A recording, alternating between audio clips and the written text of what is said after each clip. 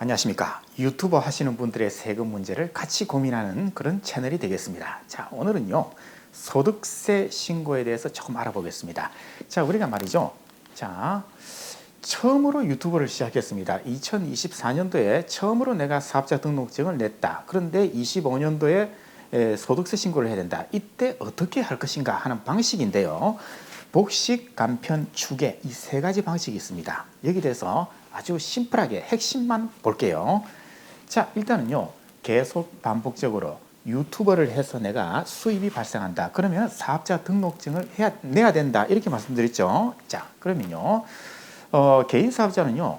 과세와 면세 두 가지가 있습니다. 우리가 유튜버는요. 과세와 면세 두 가지 사업자 등록증이 있는데요.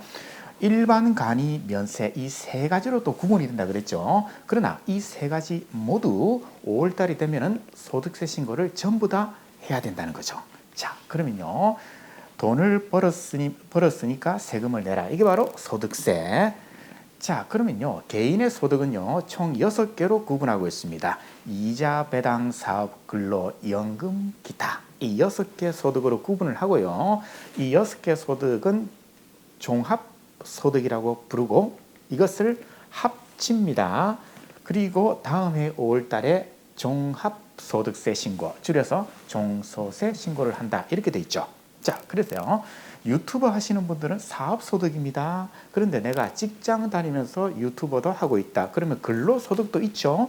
그럼 근로소득, 사업소득을 두 개를 합쳐가지고 5월 달에 신고를 해야 된다. 이런 방식이 되겠습니다. 나는 2월 달에 우리 회사에서 연말정산 했는데요. 자, 그거 하고 사업소득하고 유튜버 소득하고 합쳐서 신고하면 된다. 이렇게 되겠습니다. 자, 계속하죠. 예를 들어 보겠습니다. 1월 20일 날 내가 카메라를 샀습니다. 그런 다음에 2월 1일 날 업로드를 했습니다. 그런데 대박이 났습니다. 구글로부터 5월 달에 돈이 들어왔습니다. 자, 이때 돈이 들어왔을 때 사업자 등록증을 신청하면 되겠다. 이렇게 말씀드릴 거예요. 그러면은 2024년도에 매출과 비용을 전부 다 합쳐가지고 다음해 5월 달에 종소세 신고를 하면 된다. 이렇게 되겠습니다. 자, 다음 그러면요. 그럼 신고는 어떻게 해야 됩니까? 세 가지 방식이 있는데요. 국가는 무조건 장부를 하라고 합니다. 복식부기를 하랍니다. 그런데 복식부기는요 어렵습니다. 그리고 회계사무소에 맡겨야 되기 때문에 돈이 듭니다. 그래서 좋다. 간편장부도 할 수 있다. 이렇게 국가는 만들었습니다. 자, 복식부기와 간편장부 도대체 뭐냐는 겁니다. 자, 복식부기는요 예를 들어 보겠습니다. 카메라를 200만 원 주고 샀습니다. 그러면요, 자, 차변에 카메라 200만 원 자산입니다.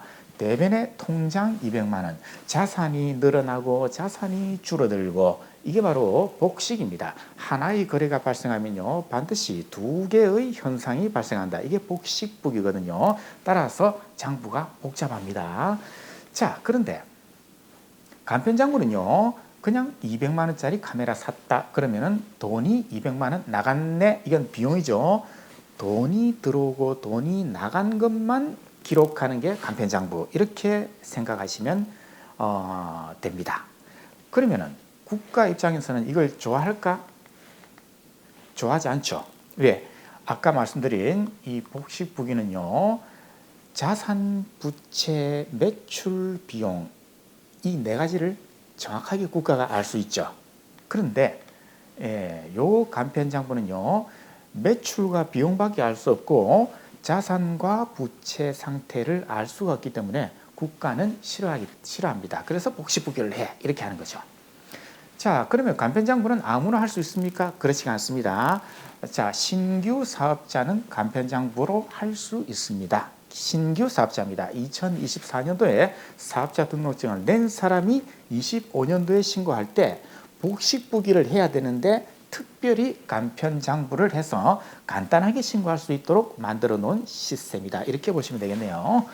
자, 그러면 국가는 어떻게 합니까? 장부를 하랍니다. 어떻게? 복식부기를 하랍니다. 그런데 신규 사업자는 간편장부도 가능하다. 이렇게 혜택을 줬는데요. 추계신고가 있습니다.